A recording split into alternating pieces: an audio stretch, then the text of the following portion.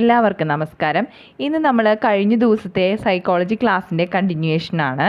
കഴിഞ്ഞ ദിവസത്തെ class കാണാത്തവർക്കായിട്ട് link ഞാൻ ഡിസ്ക്രിപ്ഷനിൽ കൊടുത്തേക്കാം. അപ്പോൾ നമുക്ക് ക്ലാസ്സിലേക്ക് പോകാം. ഇന്നത്തെ ക്ലാസ്സിൽ നമ്മൾ മനഃശാസ്ത്ര ഗവേഷണ രീതികളിൽ ചോദ്യാവലി, റേറ്റിംഗ് സ്കെയിൽ, കേസ് സ്റ്റഡി, ക്രിയാഗവേഷണം എന്നിവയാണ് നോക്കാൻ പോകുന്നത്. അപ്പോൾ നമുക്ക് ഫസ്റ്റ് വൺ നോക്കാം.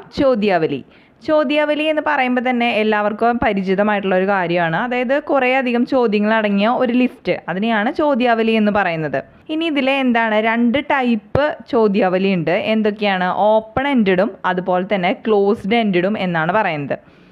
അപ്പോൾ ഇത് രണ്ടും തമ്മിലുള്ള ഡിഫറൻസ് എന്താണ്? അതായത് ഓപ്പൺ എൻഡഡ് എന്ന് വെച്ച് കഴിഞ്ഞിട്ടുണ്ടെങ്കിൽ എന്തായിരിക്കും? അത് ഓപ്പണായിട്ട് നമുക്ക് തോന്നുന്ന എന്തും പറയാവുന്ന ചോദ്യങ്ങളായിരിക്കും. നോ ഓപ്ഷനുകളൊന്നും തന്നെ ഉണ്ടായിരിക്കില്ല. അതിന് എക്സാമ്പിളാണ് നമ്മുടെ ഇപ്പോൾ ഒരു സ്കൂളിലെ ആനുവൽ എക്സാം എന്ന് പറയുന്നത്. അതായത് അതിൽ ഓപ്ഷൻസ് ഒന്നും ഉണ്ടായിരിക്കില്ല.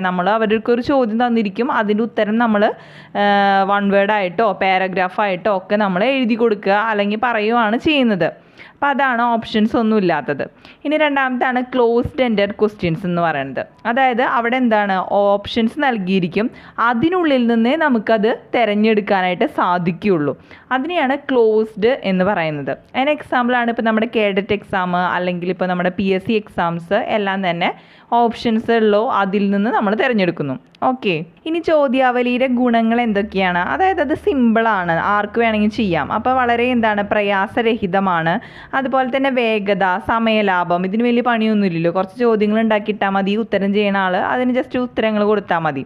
അപ്പോൾ അതൊക്കെ അതിൻ്റെ ഗുണങ്ങളാണ്. ഇത് വളരെ സിമ്പിളായിട്ടുള്ളതാണ്, അതുകൊണ്ട് തന്നെ ഞാൻ കൂടുതലായിട്ടൊന്നും തന്നെ എക്സ്പ്ലെയിൻ ചെയ്യുന്നില്ല. നമുക്ക് അടുത്തതിലേക്ക് പോവാം. അടുത്തതാണ് റേറ്റിംഗ് സ്കെയിലിൽ നമ്മൾ നിരീക്ഷിക്കുന്ന വ്യവഹാരം, ആ വ്യവഹാരത്തിൻ്റെ തീവ്രത അല്ലെങ്കിൽ അതിൻ്റെ പ്രത്യേകതകൾ എത്ര അളവിലുണ്ട് എന്നറിയാൻ വേണ്ടിയിട്ട് നമ്മൾ ഉപയോഗിക്കുന്നതാണ് റേറ്റിംഗ് സ്കെയിൽ എന്ന് പറയുന്നത്. ഫോർ എക്സാമ്പിൾ, ഇപ്പോൾ നിങ്ങൾക്ക് ഈ ഒരു പട്ടിക കാണുന്നുണ്ട്. ഈ ഒരു പട്ടികയിൽ അവരൊരു പ്രസ്താവന കൊടുത്തിട്ടുണ്ട്. അതിന് നേരെ എന്താണ്, അവർ വിവിധ തരം റേറ്റിംഗ് കൊടുത്തിരിക്കുകയാണ്. അതായത് വളരെ മികച്ചത്, ശരാശരി, മെച്ചപ്പെടണം, ഏറെ മെച്ചപ്പെടണം എന്നുള്ള രീതിയിൽ റേറ്റ് ചെയ്തിരിക്കുകയാണ് അതിന്. അപ്പം നമ്മളിപ്പോൾ റേറ്റിംഗ് കൊടുക്കുമല്ലോ, ഈ 3 സ്റ്റാർ 4 സ്റ്റാർ 5 സ്റ്റാർ ഒക്കെ കൊടുക്കില്ലേ, നമ്മളിപ്പോൾ എന്ത് കാര്യത്തിനായാലും ഒരു ആപ്പിനൊക്കെ നമ്മളങ്ങനെ കൊടുക്കുമല്ലോ, അതുപോലെ തന്നെ റേറ്റിംഗ് ആണ് ഇവിടെ നടക്കുന്നത്.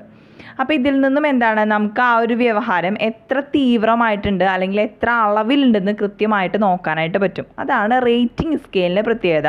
അവിടെ നമ്മൾ റേറ്റിംഗ് ചെയ്യാണ് ചെയ്യുന്നത്.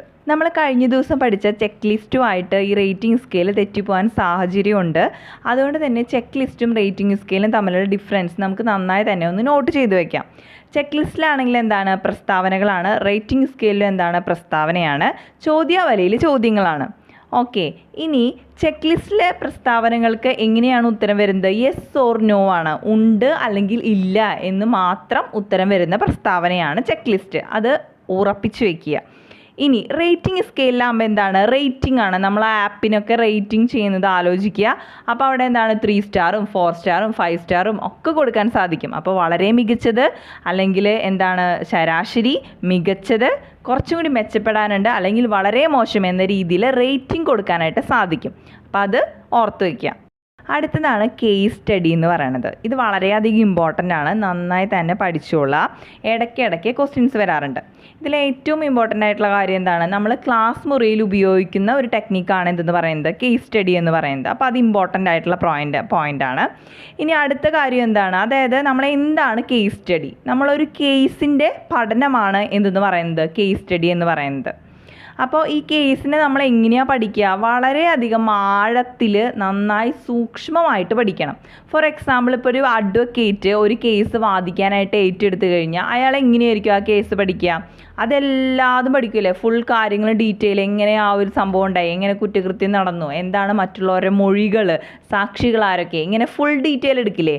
അതുപോലെ തന്നെ വളരെ അതിസൂക്ഷ്മമായിട്ട് അപഗ്രഥിച്ച് ആഴത്തിൽ ആ കേസിനെ കുറിച്ച് പഠിക്കുന്നു.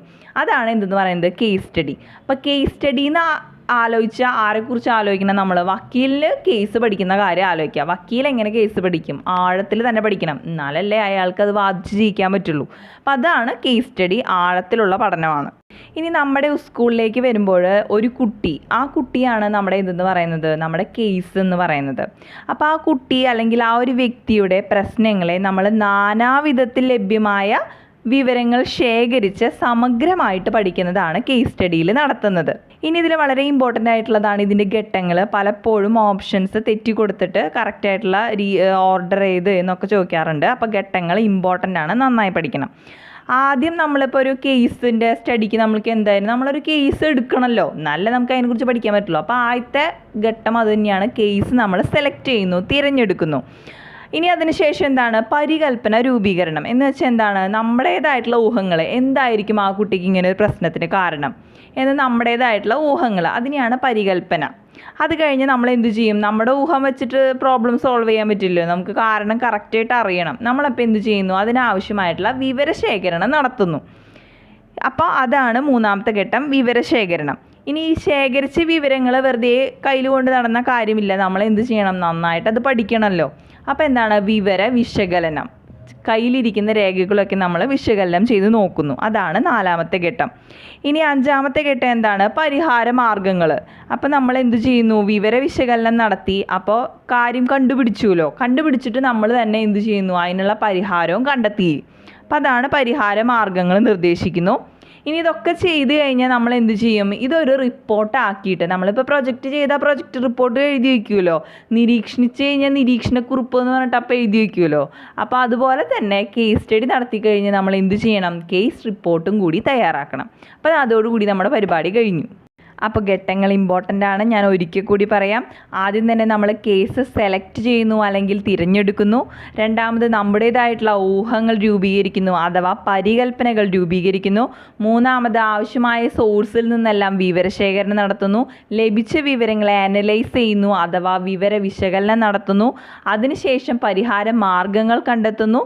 ഏറ്റവും അവസാനം ആറാമത്തെ ഘട്ടം എന്ന് പറയുന്നത് റിപ്പോർട്ട് തയ്യാറാക്കുന്നു. ഇനി ഏറ്റവും അവസാനമായിട്ട് നമുക്ക് പഠിക്കാനുള്ള മനഃശാസ്ത്ര ഗവേഷണ ഉപാധി അല്ലെങ്കിൽ രീതിയാണ് ക്രിയാഗവേഷണം അഥവാ ആക്ഷൻ റിസർച്ച് എന്ന് പറയുന്നത്. ഇത് വളരെ ഇമ്പോർട്ടൻ്റ് ആയിട്ടുള്ള ഒരു ടോപ്പിക്കാണ്. ഇതും നന്നായി തന്നെ പഠിക്കണം. ഈ രണ്ട് പേരും കൂടി പഠിച്ചു വെച്ചോളാം. ക്രിയാഗവേഷണം, അതിന് ഇംഗ്ലീഷ് നെയിമാണ് ആക്ഷൻ റിസർച്ച്. രണ്ട് രീതിയിലും ചോദ്യങ്ങൾ വരാറുണ്ട്, ഇടയ്ക്ക് കാണാറുണ്ട് ആക്ഷൻ റിസർച്ച് എന്ന് പറഞ്ഞിട്ട്. അപ്പോൾ അത് നന്നായി തന്നെ ആ പേരും കൂടിയും കണക്ട് ചെയ്ത് വെച്ചോളാം. പിന്നെ ഇതിൽ ഏറ്റവും ഇമ്പോർട്ടൻ്റ് ആയ കാര്യം, ഇത് ആര് കണ്ടെത്തി, അതാണ് മിക്കപ്പോഴും ക്വസ്റ്റ്യൻ ചോദിക്കാറ്. അതായത് സ്റ്റീഫൻ എം കോറിയാണ് ഈ ഒരു ക്രിയാഗവേഷണം കണ്ടെത്തിയിട്ടുള്ളത്. അപ്പോൾ ഇമ്പോർട്ടൻ്റ് ആണ്, സ്റ്റീഫൻ എം കോറിയാണ് ക്രിയാഗവേഷണം. ഇനി എങ്ങനെ അത് ഓർത്ത് വയ്ക്കാം, കണക്ട് ചെയ്ത് വെച്ചോളാം. കോറി ക്രിയാഗവേഷണം കണ്ടെത്തി, കോറി ക്രിയാഗവേഷണം കണ്ടെത്തി. ഓക്കെ. ഇനി ഇത് ഇമ്പോർട്ടൻ്റ് ആവാൻ കാരണം മറ്റൊന്നല്ല, ഇത് ക്ലാസ് മുറിയിൽ നമ്മൾ ഉപയോഗിക്കുന്ന ടെക്നിക്കാണ്. ഓക്കെ. ഇനി എന്താണ് ക്രിയാഗവേഷണം എന്ന് നോക്കാം. അതായത് നമ്മളൊരു ക്ലാസ്സിൽ പോയി, ആ ക്ലാസ് മുറിയിൽ നമുക്ക് കുറേ പ്രശ്നങ്ങൾ ഫീൽ ചെയ്തു. ആ ഫീൽ ചെയ്ത പ്രശ്നങ്ങളെ നമ്മൾ എന്ത് ചെയ്യുന്നു, ഒരു ഗവേഷകൻ്റെ രൂപത്തിൽ ചെന്നിട്ട് നമ്മൾ ആ പ്രശ്നങ്ങളൊക്കെ എടുത്ത് ശാസ്ത്രീയമായി പഠിച്ച് വിവരങ്ങൾ ശേഖരിച്ച് അതിനെന്താണ് പരിഹാര മാർഗം കണ്ടെത്തി അത് നടപ്പാക്കുന്നു. അതാണ് എന്തെന്ന് പറയുന്നത്, ക്രിയാഗവേഷണം എന്ന് പറയുന്നത്. അപ്പോൾ എന്താണ്, പ്രശ്നങ്ങളെ മുഖാമുഖം നേരിടുന്ന അധ്യാപകർ അവയ്ക്ക് അടിസ്ഥാനമായ കാരണങ്ങൾ കണ്ടെത്തി അതെങ്ങനെ ഗവേഷകൻ്റെ വീക്ഷണഗതിയോടെ ശാസ്ത്രീയമായി ശേഖരിച്ച് അപ്പോൾ അനുയോജ്യമായ പരിഹാര മാർഗങ്ങൾ നിർദ്ദേശിക്കുന്നു. അതാണ് ക്രിയാഗവേഷണം. ആ ഡെഫിനിഷൻ അങ്ങനെ തന്നെ നോട്ട് ചെയ്ത് വെച്ചോളാം, അങ്ങനെ തന്നെ ചോദിക്കാറുണ്ട് ഇതെന്താ സംഭവം എന്ന്. ഇനി തെറ്റിപ്പോവാനുള്ള ഒരു കാര്യം ഞാൻ പറഞ്ഞുതരാം. കേസ് സ്റ്റഡിയും ക്രിയാഗവേഷണം തമ്മിൽ തെറ്റിപ്പോവും. രണ്ടും ഏകദേശം കേൾക്കുമ്പോൾ പെട്ടെന്ന് ഒരേപോലെയാണല്ലോ. അപ്പോൾ അത് രണ്ടും ഡിഫറെൻ്റ് ആയിട്ട് തന്നെ നോട്ട് ചെയ്ത് വെച്ചോളാം. കേസ് സ്റ്റഡി എന്ന് പറഞ്ഞാൽ വക്കീൽ ആഴത്തിലുള്ള പഠനം ഒരു കേസിന് എടുക്കുന്നു. ഇനി ക്രിയാഗവേഷണം എന്ന് പറഞ്ഞാൽ എന്താണ്, ഗവേഷണം. അപ്പോൾ ഗവേഷകൻ്റെ മനസ്ഥിതിയോടെ നമ്മൾ ക്ലാസ് റൂമിൽ പോയി ഇരിക്കുമ്പോൾ കിട്ടുന്ന പ്രശ്നങ്ങൾക്ക് വളരെ ഇമ്പോർട്ടൻ്റ് ആയിട്ടുള്ള ഒരു കാര്യം എന്താണെന്ന് വെച്ചിട്ടുണ്ടെങ്കിൽ അപ്പോൾ പരിഹാര മാർഗം നമ്മൾ കണ്ടെത്തി നിർദ്ദേശിക്കുന്നു എന്നുള്ളതാണ്. അത് വളരെ ഇമ്പോർട്ടൻ്റ് ആയിട്ടുള്ള സെൻറ്റൻസ് ആണ്. അപ്പോൾ പരിഹാര മാർഗം കണ്ടെത്തി നിർദ്ദേശിക്കുന്നു.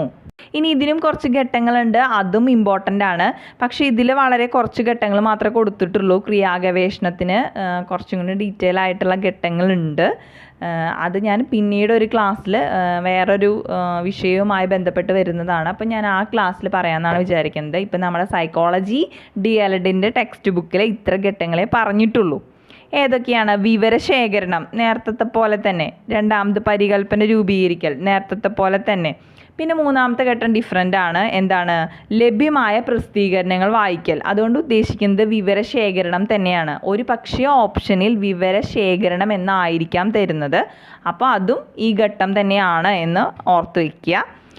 പിന്നെ ഏറ്റവും ലാസ്റ്റ് എന്താണ്? വിലയിരുത്തൽ എന്നാണ് ഇവിടുത്തെ ഏറ്റവും ലാസ്റ്റത്തെ ഘട്ടം വരുന്നത്. ഇവിടെ ആകെ 4 ഘട്ടമുള്ളൂ. ഒന്ന് വിവരശേഖരണം, അത് കഴിഞ്ഞാൽ നമ്മുടെ ഊഹം, പരികല്പന.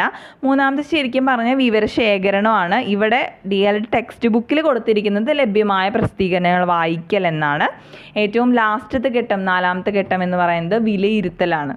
അപ്പോൾ ഇത്രയാണ് ഇന്നത്തെ ക്ലാസ്സിൽ ഞാൻ പറയാനായിട്ട് ഉദ്ദേശിക്കുന്നത്. ഇതോടുകൂടി നമ്മുടെ മനഃശാസ്ത്ര ഗവേഷണ രീതികൾ കഴിഞ്ഞിരിക്കുകയാണ്. അടുത്ത ടോപ്പിക്ക് നമുക്ക് അടുത്ത ക്ലാസ്സിൽ നോക്കാം. ഈ ക്ലാസ്സിൻ്റെ PDF ഞാൻ ഡിസ്ക്രിപ്ഷനിൽ കൊടുത്തേക്കാം. എല്ലാവരുടെയും വിലയേറിയ അഭിപ്രായങ്ങളും നിർദ്ദേശങ്ങളും കമൻറ്റ് ബോക്സിൽ രേഖപ്പെടുത്തണം.